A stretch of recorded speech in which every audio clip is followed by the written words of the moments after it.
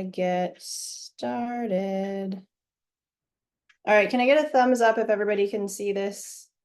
This is all good.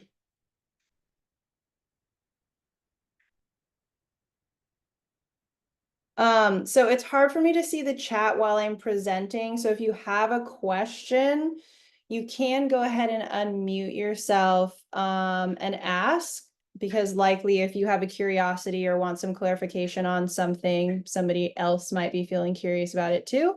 So no problem if you want to just, yeah, unmute yourself and say something, not a problem. All right. So, hi, I'm Chantal. I don't have bangs and short hair anymore, but it's still me. I'm a certified Ayurvedic health counselor, holistic nutrition consultant, and California College of Ayurveda Yoga Nidra instructor. Yeah, just a little background about me. I studied nutrition and food science. I love growing stuff and playing in the garden. And I'm just a forever student. So I love learning about health, wellness, spiritual and emotional growth, and also have big curiosity about the cosmos and learning about Vedic astrology. So love nerding out. If you want to talk to me about any of those things, feel free, message me, hit me up. I'll show you at the end how we can stay connected. Okay, so what we're going to go through today, some of you, this is your first time learning about Ayurveda. Great. Even if you have been here with me before, and this is a reminder, it's always lovely to get a refresher of the basic principles. So we're going to talk about some basic concepts so we understand what Ayurveda is. We're going to learn about the 5 elements, how they show up in our mind-body constitution, creating what is referred to as the doshas. And then we'll talk about Ayurveda through the seasons and specifically diet and lifestyle tips through the lens of Ayurveda to support us through the summer season. And then I'm going to do a little Ayurvedic smoothie demo at the end of class. Talk about ways that I can support you as an Ayurvedic health counselor and holistic nutritionist, and ways that we can keep in touch. Okay, so first off, Ayurveda. How do you say Ayurveda? So Ayur sounds like higher. Veda sounds like beta. So Ayurveda can be broken down to translate to the sacred knowledge of life, which is huge, right? Like just let that sink in. The sacred knowledge of life. This is just a really great ancient like wisdom and information for us to be able to take in so that we can live and be well, really be fully vital, living as vibrantly as we can, well nourished and just vibrant. Ayurveda is a sister science to yoga. So sometimes if people have like been in yoga classes and in any like workshops where instructors are going a little like deeper in class, they might mention supportive things through the lens of Ayurveda. And it really is a complete body, mind, spirit approach to your health and well-being. It is all of us. It's for everything all together. So one important thing I'd like you to remember, though, is nothing is right for everyone and everything is right for someone. And Ayurveda is the science of learning what is right for you. It is very bio-individualized, so we'll learn some general tips to support us through the season of summer. And this is always kind of with the caveat that you are your own unique being. And these are general tips based on the season and what is externally typically happening in the season of summer. But you being your own unique mind, body constitution made up of the same 5 elements that everybody is made up of, you have your elements in different ratios. So certain foods or herbs or practices, you might need more or less of to feel the most balance. So we always kind of want to keep that in mind. Right. So starting off with some basic principles to understand Ayurveda, there are 10 pairs of opposite qualities. And so learning these 10 pairs of opposite qualities is just going to make it easier when I start talking about the diet and lifestyle tips, and why certain foods or ways of being are going to be really supportive for what's happening during the summertime. All right, so we have hot and cold, moist and dry, heavy and light, gross and subtle. Not gross like yucky, but sort of like big. Dense and flowing, stable versus mobile, dull versus sharp, soft, hard, smooth, rough, cloudy, and clear. So I don't expect you to memorize all this. I'm not gonna quiz you at the end, but just keep in mind that these 10 pairs of opposite qualities are useful adjectives to help us understand nature and the qualities that make up nature. It will begin to make more sense, I promise. Okay, so now we have what is referred to as the Panchamahabhutas, which is the 5 great elements. And in Ayurveda, this is definitely one of the basic principles we need to remember, because the 5 great elements make up everything in nature, and we're a part of nature. So these 5 great elements are also making up our mind, body, spirit, constitution. Okay, so the 5 great elements in order of most subtle to most gross goes from left to right. So ether, and you'll see that the qualities listed below it are those words that we saw from the 10 pairs of opposite qualities, right? So we have ether, sometimes also referred to as Akash. Ether is also sometimes a concept that's hard to grasp because people will ask me, what is the difference between ether and air? And you can think of ether as even more subtle than air, and it can be described as like the space between everything, more light than air. Okay, so ether has the qualities of being light. It's also dry, cold, unstable, and subtle, the most subtle of all 5 elements. Then we have air. Air you can also think of as wind.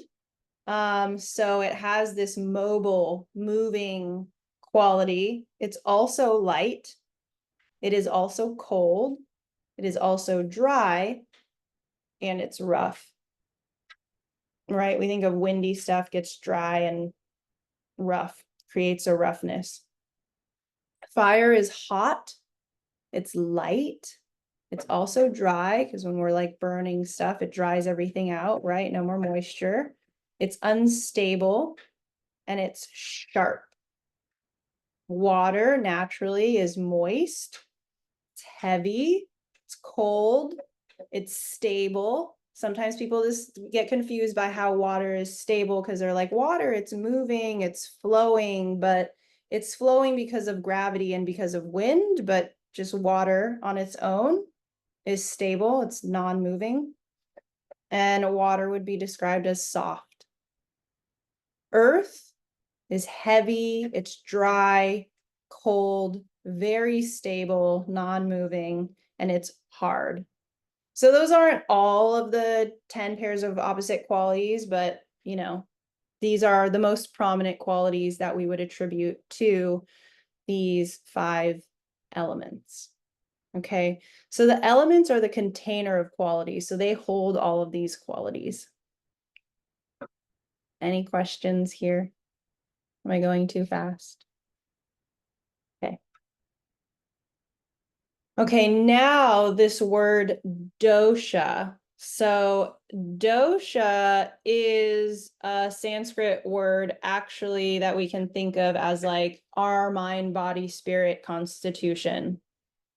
So there are 3 doshas, and I'm going to go through them in the same way that I did with the elements. So from most subtle to most gross. So Vata is a dosha that is comprised of 2 elements, ether and air. So ether and air were on the far left, which means they're the most subtle. And they have these are their shared qualities. When air and ether come together, we have the overlapping of these qualities. So somebody who is Vata has the mind, body, constitution, and qualities that are mobile, dry, cold, light, and subtle. So I'll talk about how this shows up in your mind, your body, spirit in a minute to help kind of like ground and make this make sense in a somewhat tangible way, because that is the part that's really fascinating, or that I find very fascinating.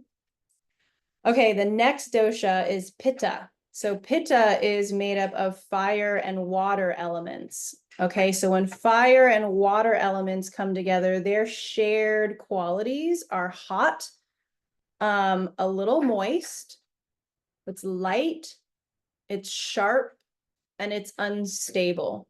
So I want to say here that Pitta is mostly fire and a little bit of water. And that's why the like fire element qualities kind of like override the water qualities, right? Like that's why it says it's a little bit moist. And we know that water is cold, but fire is hot. But since there's more fire than water, overall, a Pitta person is hot, and sharp and unstable, because we talked about how water is just still, right? But fire is unstable, and it's mostly fire in Pitta.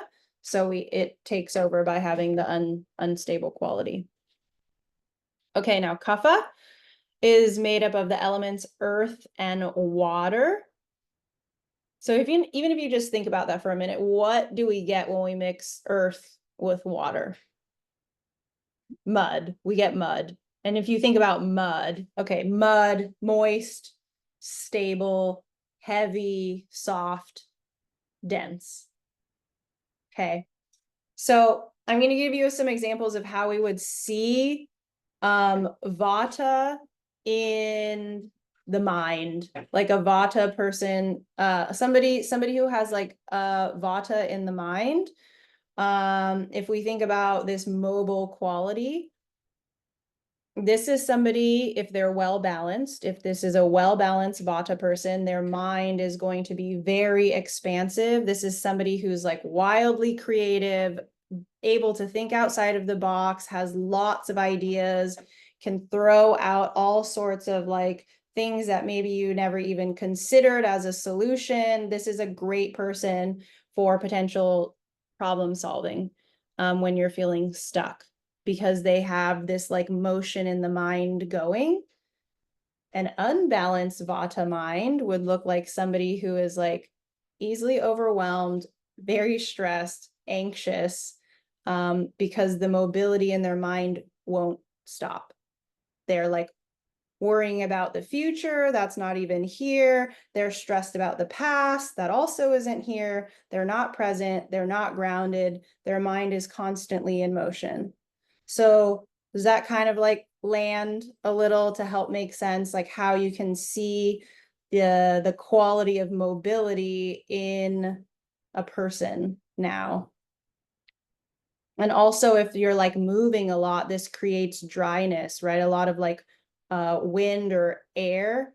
So somebody who is traveling a lot might be really ungrounded. So if you're driving and commuting a lot, and you're also on a plane and you're just like going from place to place, and there's no stillness in your physical moving body and in your mind, you might see a physical manifestation of dryness.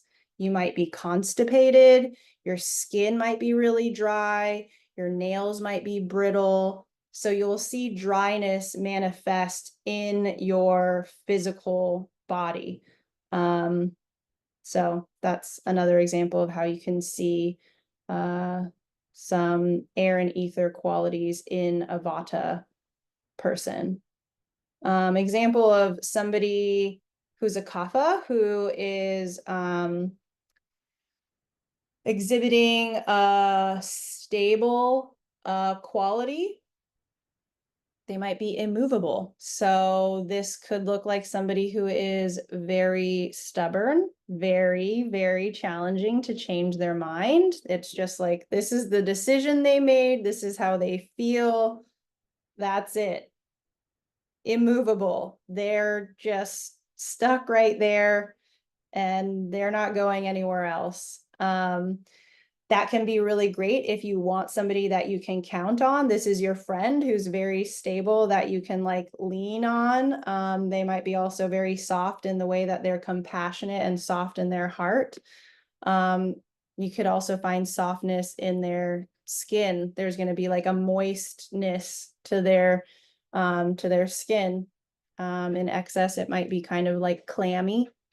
But otherwise this moistness could show up as just like a lustrousness in their hair and their skin, and they just look like they're glowing all the time. So yeah, those are some examples of how you might see some of these show up in somebody's mind or body, these qualities. All right, so now let's talk about how we see Ayurveda show up in the seasons. So Vata, Pitta, and Kapha are the doshas that we just talked about that hold two elements each. And we also see Vata, Pitta, and Kapha correlated to not just mind-body constitutions, but we see the elements in the seasons. So summer season is correlated to Pitta.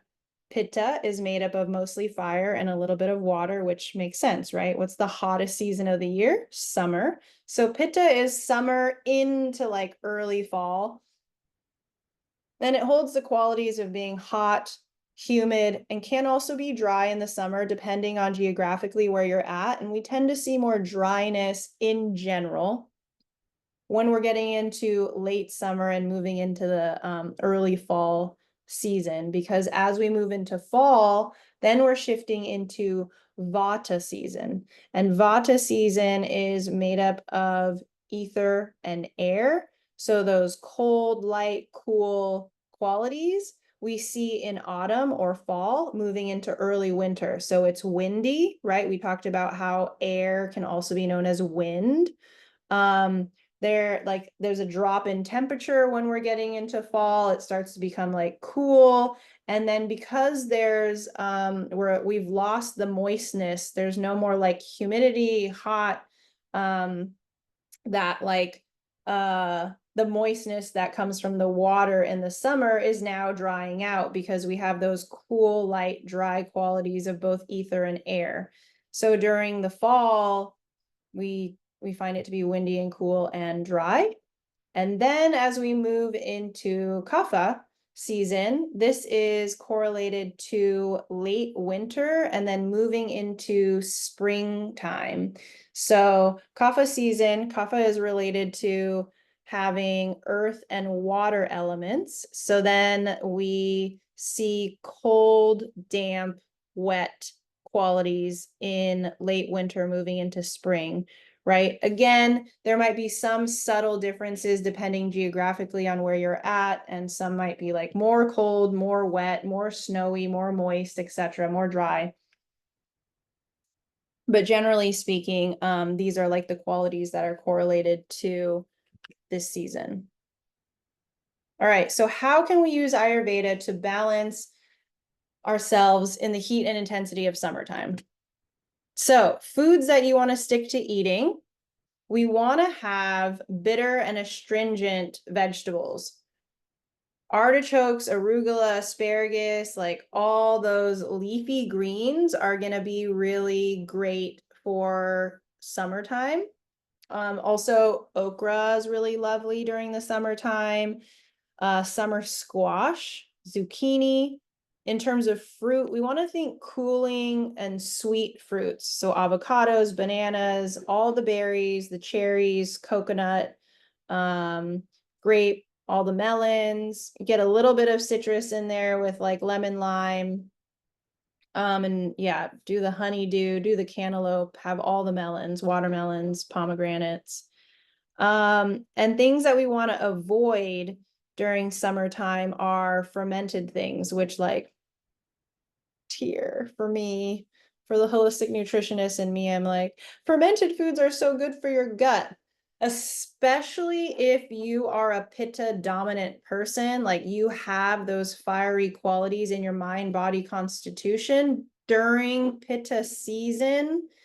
You really, which is me, you really need to be mindful of avoiding all the really sour things, the fermented stuff. So like yogurt, kefir, having lassi, just kimchi, sauerkraut, all this stuff, because it can lead to overheating.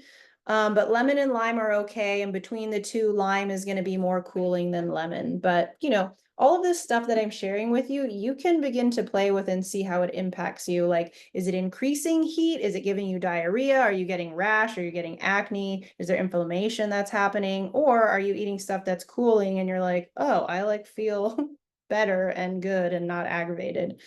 So it's like, be your own detective, like take this list and incorporate it and see how you feel.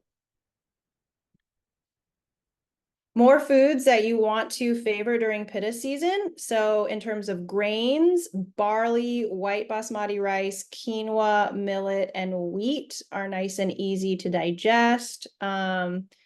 Reach for cooling fats and oils. So almonds in Ayurveda, we really love recommending folks to soak their almonds. I try to do it like overnight or at least a couple hours, so that it's easy for you to peel the skins off just by like pushing it with your finger. And you just eat them straight, or you can blend them and make almond milk or whatever.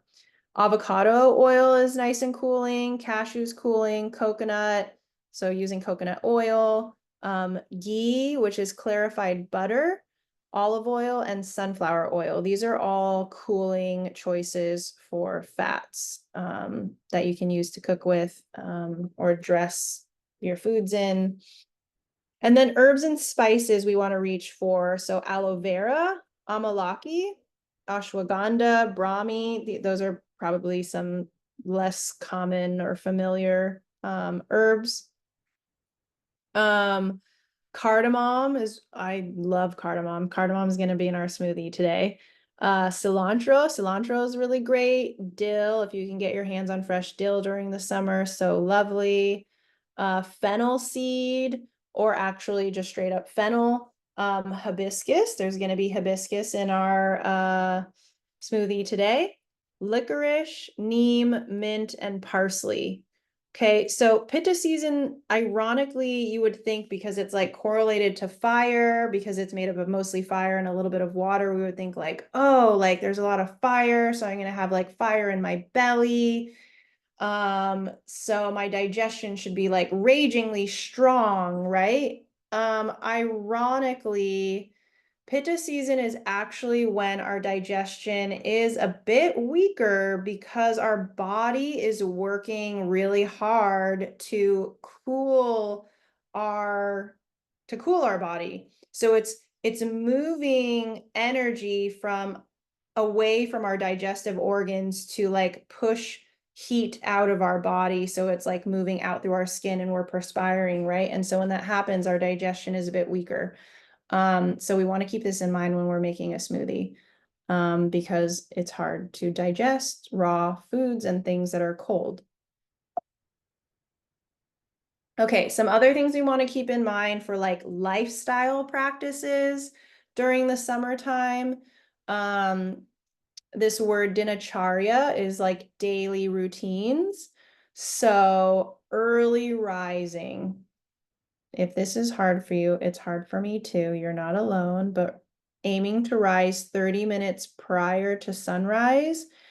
This helps to promote regular bowel movements. It is also a lovely time for like the quiet and stillness of the world. So great for acquiring knowledge, like connecting to yourself with a big capital S, and accessing your subconscious. Bedtime is recommended to be between 10 to 11 p.m. Also spending time outside. We just had a full moon like on Sunday. So when the moon is big and bright, it's lovely to be outside and do some moon bathing. It's really calming and cooling to our system, and looking at the moon is lovely. Aiming for a consistent routine is incredibly grounding during, actually, it's incredibly grounding year round, but during summertime, when there's a lot of adventures to be had and a lot of social activities and invites, and you might be feeling like you're moving a lot and expending a lot of energy doing this, preparing this for some like family get together and a barbecue over here and somebody's birthday and whatever adventure, if you can somehow create a consistent routine of when you're waking up, when you're eating, and when you're going to bed, this is really going to help keep you grounded so that you're not getting easily aggravated, which can also happen during summertime. You might have a shorter fuse. You might just be a little bit spicier, right? Because everything is just like extra heated. Yeah, so just aim for a consistent routine, waking, eating, sleeping. And another thing you can do is actually use color therapy. So wearing cool shades and colors can actually be helpful when it is extra hot and fiery outside. Whites, grays, light blues, purples, greens. And the lighter shades of all of these colors are going to help balance the excess heat and fire that we get during Pitta season. Okay. All right, so now for exercising and movement during Pitta season, we want to think about early and cooling workouts.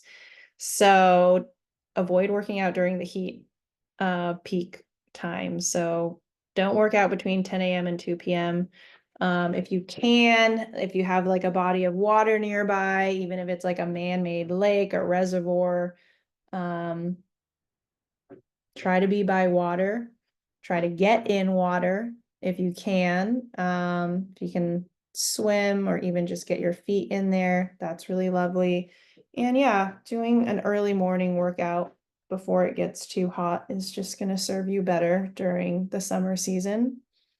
These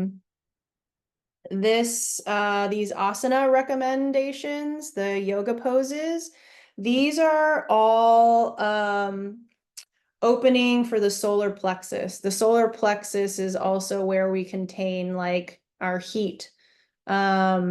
It is associated to heat and fire, and is also like where our belly is, where our digestive fire is, our Agni. Our Agni is related to our digestive fire.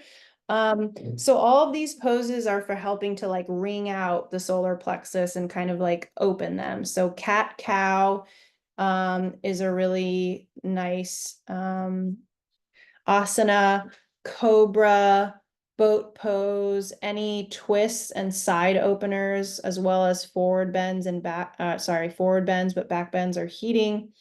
And if you do sun salutations, it's recommended to swap to doing a Chandra or moon salutation flow. And Sitali breath. I'll show you how to do it. This is a pranayama practice that you can do. It's simple if you can roll your tongue, like so. So you're going to roll your tongue, and then you're going to inhale through your mouth, through your tongue. Then you're going to close your mouth, and you're going to exhale through your nose. So if you're seated and not walking around somewhere and you can do this, then try it with me. We'll just do like 3 of them, okay? So we're gonna roll our tongue. Inhale. Close your mouth. Exhale through your nose. Let's go again, roll your tongue. Inhale. Close your mouth. Exhale through your nose. One more time, roll your tongue. Inhale through your mouth. Close your mouth. And exhale through your nose. So if you want to do that on your own, take a moment, if even while I'm talking, if you want to try it again some more, notice the coolness of the breath as you're drawing it in through your rolled tongue. All right. It somehow magically feels cooler. So yeah, that's a really lovely breath work practice that you can try during the summer times. Like if you're feeling heated, even like emotionally heated, not just like physically, but both and so yeah, give it a try if you're feeling like irritated, agitated, frustrated, angry, upset, and you just need to step away and like get into a different, emotional, mental space. Breath work is really lovely for that, and this one specifically to help cooling. Okay.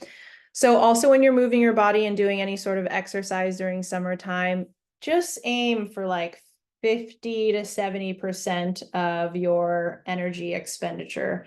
We really want to avoid overheating ourselves. So try not to kick your own ass, so to speak. Like if you are a pitta dominant person, you might just have the tendency to want to go hard all the time. You're just like, after my workout, I need to be exhausted. Otherwise, I didn't work out. Like, what was that even for? But that is, that's going to lead to burnout. And in high pitta season, you're just going to get there faster. So, I can't believe one thing that I hadn't said very, very early on that is also a very basic principle to remember is that when we learn those 10 pairs of opposite qualities, we learn those because then we can use this concept I'm about to tell you.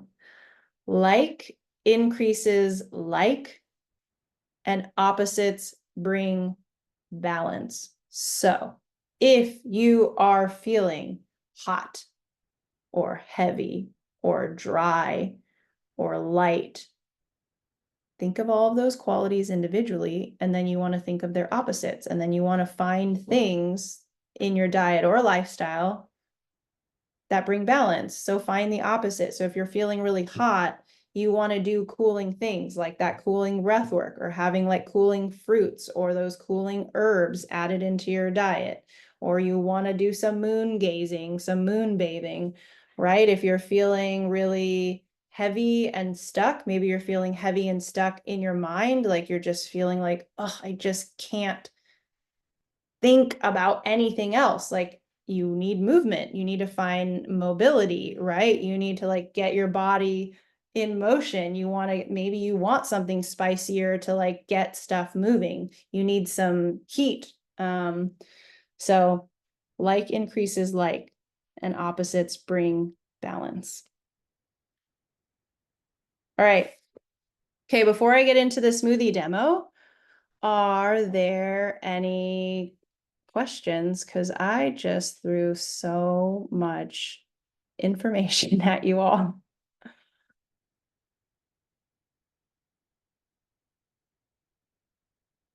Nobody? Everybody got it? You're good? Great. Chantal, this is Ruby. Hi, Ruby. Hi. I have a question. I may be mistaking the theories, but isn't Ayurvedic one of the things where you cannot have cold stuff like ice drink or something like that? Yes, so Ayurveda is very huge on having a strong, healthy digestion because it is believed that the root of all disease begins with poor digestion. So when I talked about your digestive fire, your Agni, your digestive fire is like housed, here in your gut. And when we think about ice cold beverages or just ice in general or just cold things or frozen things, when we consume those cold ice frozen things, like just imagine pouring like a bunch of ice water over a campfire. You're just going to put it out and you're just going to have a bunch of smoke everywhere, right? So I did also mention that each person has their own mind, body constitution, and your own well-being is like bio-individual. But our digestive fire is our digestive fire, but the strength of everybody's fire may vary. So some may be less impacted by having cold things right out of the refrigerator or even frozen things. And some people might be way more impacted because you might already have a very weak digestive fire. And then if you are somebody who is having like frozen fruit smoothies every day, and before you were doing that, you were already struggling with like anxiety and gas and bloating and constipation. Yeah, a frozen fruit smoothie is like really not going to serve you. Like you would do a lot better to start your morning with like warmed stewed fruits or oatmeal, which might feel like I don't want to have warm, hot things during the summer when it's hot outside. Okay, well then maybe you start by not having a frozen thing and you have like room temperature fruit, but you also have fruit that is accompanied by something that's going to be like a digestive aid. So you might sprinkle cinnamon on peaches, or you might also have like ginger and peaches and some lime. So you're having some sort of digestive aid accompanying to help you break down and digest the raw fruit. At least it's now room temperature as opposed to frozen. So it really depends. I know that answer is not fun to hear sometimes because it's just like, ugh, like I just want like, the answer that's just the answer all the time. And unfortunately, like that's not how it works because each person has their own individual state that they're in. And when I'm working with folks one-on-one, like I need to identify exactly where this person is at, what they have capacity for, and what they can take on. So it's all baby steps. And yeah, you make minor adjustments within your own capacity and you see how you feel. You check in with like how this is impacting me. But you are not wrong. Generally in Ayurveda, it is not recommended to have frozen or ice cold things, and definitely not daily. It is best to think about the biggest determiner of your health is not what you're doing once in a while, but what you're doing every day. So if you're having an iced beverage on occasion and you're not having it surrounding like a large meal that you're like trying to digest, it might not be so much of a problem. But if the only beverages you're consuming are ice cold beverages and you're having ice cold beverages with every meal and you're experiencing sluggish digestion, could be something for you to look at and make a shift around. Thank you. So, yeah. So I like that you asked this question because I'm sure you were assuming, like most people, like, oh, if we're going to make a smoothie, there's going to be frozen stuff in here, but we're making an Ayurvedic smoothie, so we're not going to have anything frozen in here. Okay. Let me see. Got some questions in here. Karen asked, can we get the recording notes? There's a lot of info. Yeah, so the recording will be put on the Banyan Tree Women's Collective YouTube channel. Depends on how slow or fast the recording happens here in Zoom, and then I can upload it. Like, I'm sure I'll be able to upload it tonight, I'm guessing. So yeah, just look for Banyan Tree Women's Collective YouTube channel, and then you'll find the recording for all of our classes during this summer wellness week. Nancy, do you have a test or survey that one can figure out what doshan they fit mostly into? So I think that banyanbotanicals.com has a good quiz that you can take. The interesting thing about quizzes that are online are that they might only assess your current state of imbalance. I don't know. I haven't read all of their questions, but like when you work with a Ayurvedic practitioner, I'm identifying two things: your current state of imbalance and what I like to refer to as your lighthouse, or like, I guess you can think of it like your birth chart, but for Ayurveda, because that is like your natural state of balance is your lighthouse, and then your current state of balance is where you're out of balance, like right now. And I need to know both because I'm going to identify where you're at and where you naturally are feeling well. And I'm trying to bring you back to your lighthouse. So I need to know where you're trying to go and where you're at so I can bring you here. And I don't know that those online quizzes give you both, because there's two words: your Vikruti, which is where you're out of balance, and your Prakruti, which is like your lighthouse. So I think that those online quizzes tell you where you're currently out of balance, but it might not be telling you where you're trying to get to, if that makes sense. Because I'll give you an example. My natural constitution, my lighthouse, I'm a combo. I'm mostly pitta. I'm pitta vata, but I'm mostly pitta and a little bit of vata, and where I'm out of balance is vata. So for me, I need to manage like having some warming things, but not too much, because if I get too much and I'm mostly pitta as my natural constitution, I can get out of balance really quickly. And especially during the summertime, during pitta season, I have to be very mindful of that.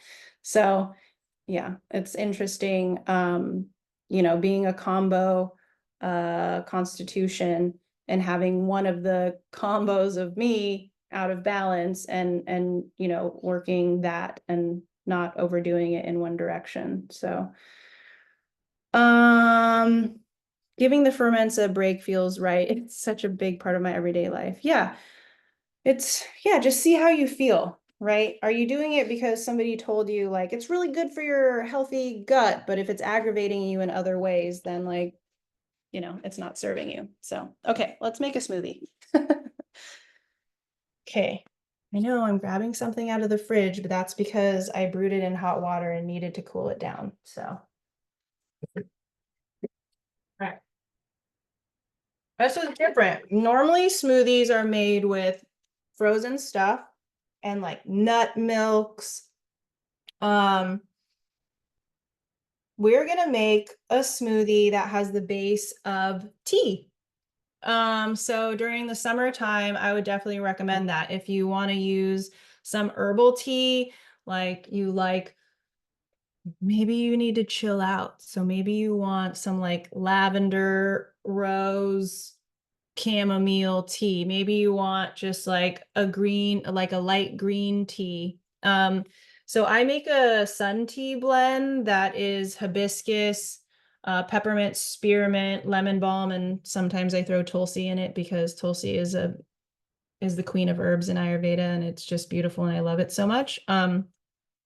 So that's what I have here. But like I told you, I brewed it with hot water, and I didn't brew this in the sun. Typically I'd brew it in the sun, but I didn't.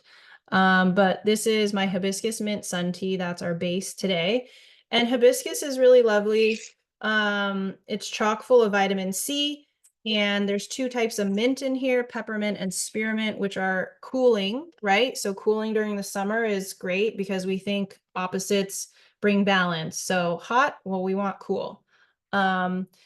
And lemon balm is a nervine, which means it's really great for the nervous system. And I talked about how we can really get like burnt out and just like a lot of social energy expenditure is happening during summertime. You're just like going, going, going. We have like a lot more hours of light. So we're just like awake and doing stuff all the time during summer. So nervines are really, really great. So I have hibiscus mint sun tea in here. I don't know. I'm not measuring. That's probably more than a cup. If anybody has been with me for any classes, I say this all the time. I don't really actually love writing recipes, but I do it for you. I do it for you with measurements, but when I'm making stuff, like I don't measure, I eyeball and I just taste it and then I adjust it. So you can do the same. I'll give you a recipe. Um, um, but I want you to just taste it and make your own adjustments, okay? So hibiscus, mint, sun tea. I want some healthy fats in here.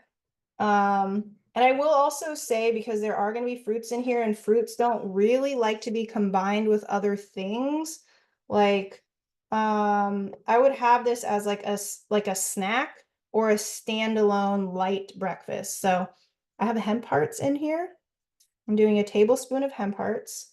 So good healthy fats and some fiber. I also have chia seeds. Chia seeds, got a tablespoon in there, more healthy fats and fibers.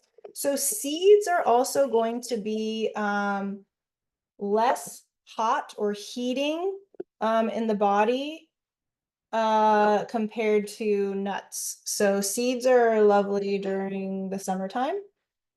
Oh yeah, I also wanted to show you, if you've never seen a hibiscus, this is what, can you kind of see that? This is a dried hibiscus roselle, also known as jamaica. So yeah, this is what they look like. That's what gets that really pretty kind of like magenta hue that you see when you're brewing any sort of hibiscus tea. Okay, we talked about wanting to aid in digestion. We talked about great herbs that are cooling. Cardamom, my fave. I love cardamom so much. So I have green cardamom pods. If you've never seen green cardamom pods, this is what they look like. So you actually want to crush these. Okay, so I have a mortar and pestle, but I'm just going to crush these so you can see, because it's what's inside that counts, that we care about. So there's these tiny little seeds inside the pod, and that's what I want. All right, so I'm gonna throw these into my mortar and pestle. Freshly ground spices are just exceptional. No shade on already ground up like cinnamon or ginger or cardamom, like cardamom powder or something, but this just, it's just so much more fragrant. So if you are down to invest in just a little mortar and pestle, yeah, do it. It's so great. All right, so we have some cardamom powder. I'm eyeballing it. Maybe it's like a quarter teaspoon. So that's going in here. I already had some ground up in here, so that was maybe like 5 cardamom pods. I have a cup of fresh, not frozen blueberries. And they're room temperature, because they've been out of the fridge for a little while. And then we're gonna get some ginger.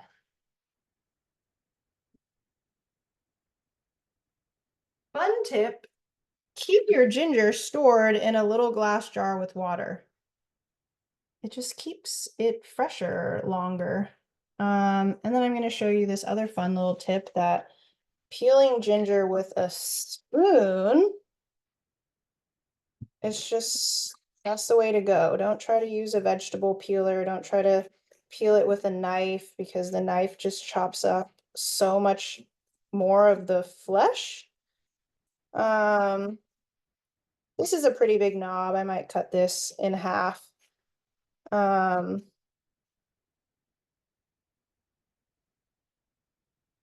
So I know ginger is heating, it's a little spicy, but it's also going to help with the digestion, the aiding of the digestion for the fruit. So I'm just going to cut this little knob in half. Throw it in here. All right, so what do we got in here? We got ginger, cardamom, blueberries, hibiscus, mint, sun tea. Is that it? Did I say everything? I don't know. Hemp, chia, tea, seeds, fruit. That's it. So if you're somebody who's just like, oh, but I want it like creamy and thick, maybe you throw in half to a quarter of an avocado. Another recommendation I have for making a smoothie like Ayurvedic, try to aim for like 7 or less ingredients.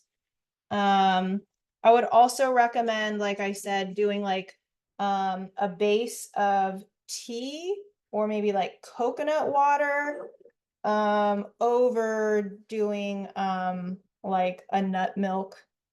Coconut water is really great because it's like a natural electrolyte during the summer. Okay, this is gonna get loud. I'm gonna mute just to not.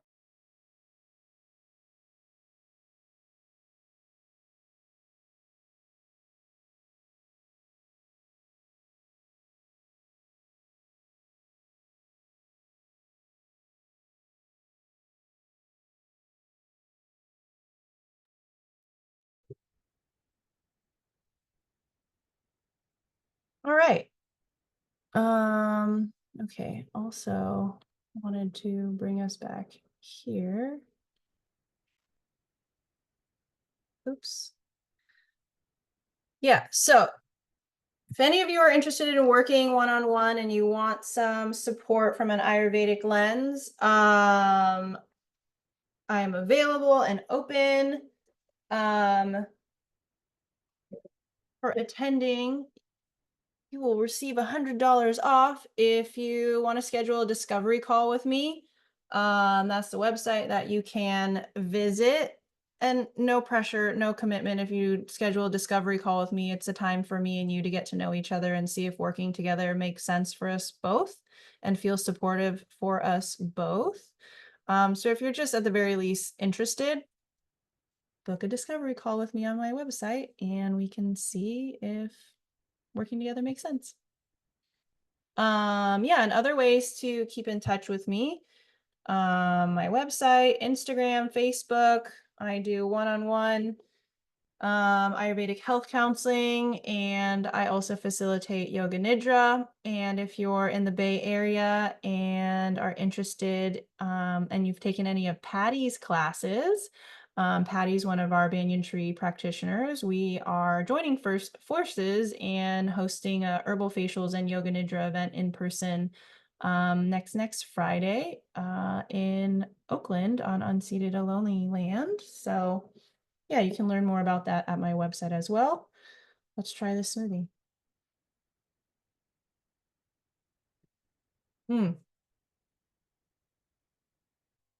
The other thing I like about the seeds is that it makes you chew. So some tips for making a smoothie Ayurvedic: stick with one fruit family. Don't be doing like pineapple, pears, berries, mangoes. If you're doing berries, just be like raspberry, blueberry, strawberry.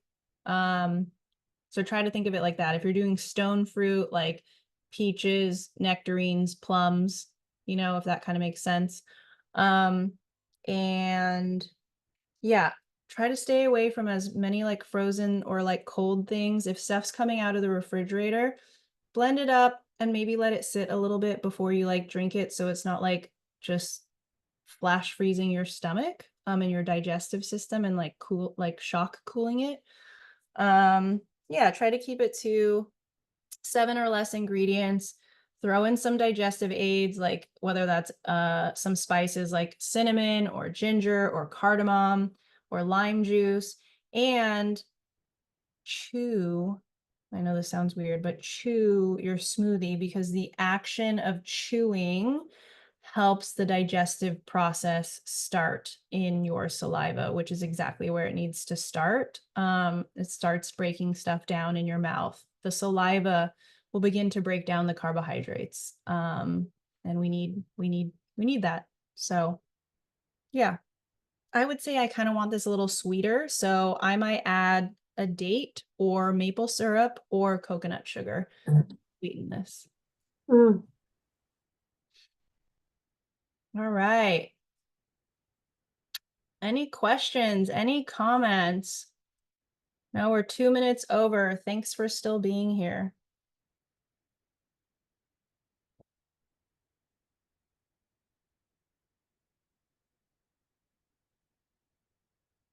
And I think I see something in the chat. Yes. Thank you. Thank you. Thank you, everyone. So lovely to have you here. Enjoy the rest of the classes that are being hosted by Banyan Tree. When you close out of Zoom, you'll see another survey pop up, and it would be really helpful for us as a nonprofit if you answer those questions. So thank you again so much. See you next time.